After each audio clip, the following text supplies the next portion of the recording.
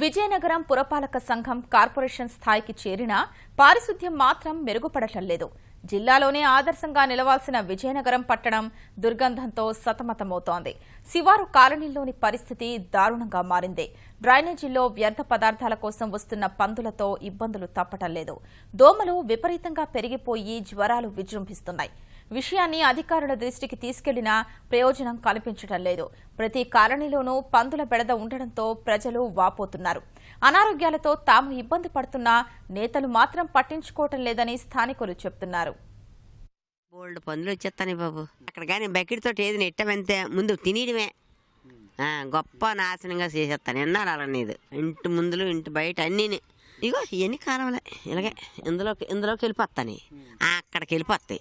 ఇక్కడి నుంచి అక్కడికి వెళ్ళిపోతాయి పందులే.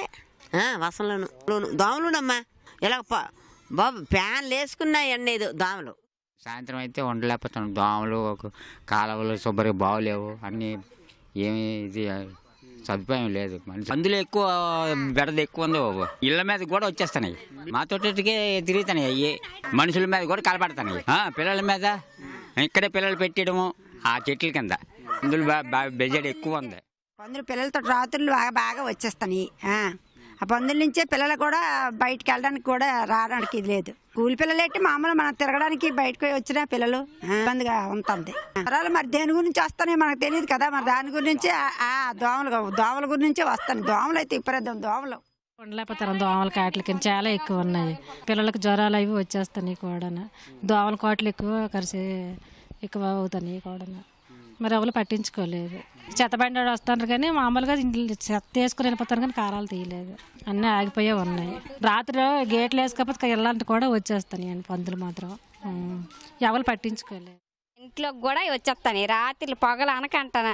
దోమలు అయితే మరీ తినేస్తాను. కాలావలు తీయడం లేదు. కాలావలు అంటే ఇలా నరకంలాగా ఉంటుంది. అసలు కంపు నరకం చూస్తాను. దోమలు అయితే సీక్కు తినేస్తాయి. ఇలా కూర్చోలేము బయట వచ్చి. రాత్రిపూట నిద్రలు ఉండవు. ఫ్యాన్లు 24 గంటలు తిరుగుతూ ఉంటేనే దోమలు, లేకపోతే ఆలోట్లు దోమల చక్రాలు పెట్టుకోవడం అన్నీ ఉన్నాయి. పందులు పట్టించుకున్న లోవులు లేరు. కుక్కలు కూడా ఈ మధ్యన మరీ లావైపోయినాయి. కొంపు ఇలాగా బయట కాలువ దగ్గర కూర్చోలేము. చెత్త ఒకటే పట్టుకెళ్తారు. ఆ రోడ్లు కూడా ఇప్పుడు వారం రోజులు పెట్టి తొడలేదు కూడా. విజయనగరం మున్సిపాలిటీ అంతేనండి. ఇలాగే ఉంది.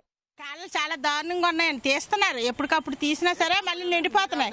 పందులు కూడా చాలా దారుణంగా ఉన్నాయండి. ఇటుపక్క దోమలతో గొప్ప బాధపడుతున్నాం. రాత్రులు సరికి దగ్గులు జ్వరాలు అన్నీ వస్తున్నాయి. ఈ దోమలు లావైపోయి ఎక్కువ. వర్షం వస్తే ఇదంతా చెరువేనండి. అలా తగ్గుతుంది. అంటే నీరు మటుకే సరిగ్గా వెళ్ళదండి. వస్తుండ్రు కాలంలో మీదనే తీస్తుండ్రు వెళ్ళిపోతున్నారు. ఎక్కడ చూసినా పందులే ఉన్నాయండి. ఈ కంగాలు ఉందండి ఇక్కడ. మున్సిపాలిటీ పట్టించుకోవట్లేదు.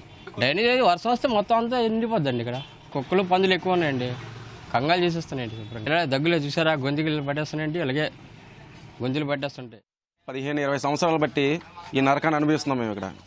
కొన్ని ఏదో మొన్న స్పందించారు, ఏదో కొంచెం పూడికి తీసారు, స్టార్ట్ చేశారు, శుభ్రం అవుతాయని చెప్పి అనుకున్నాం. అది జస్ట్ 20% మాత్రమే అయ్యింది. ఇంకా అవ్వాల్సిన బోల్డ్ ఉంది.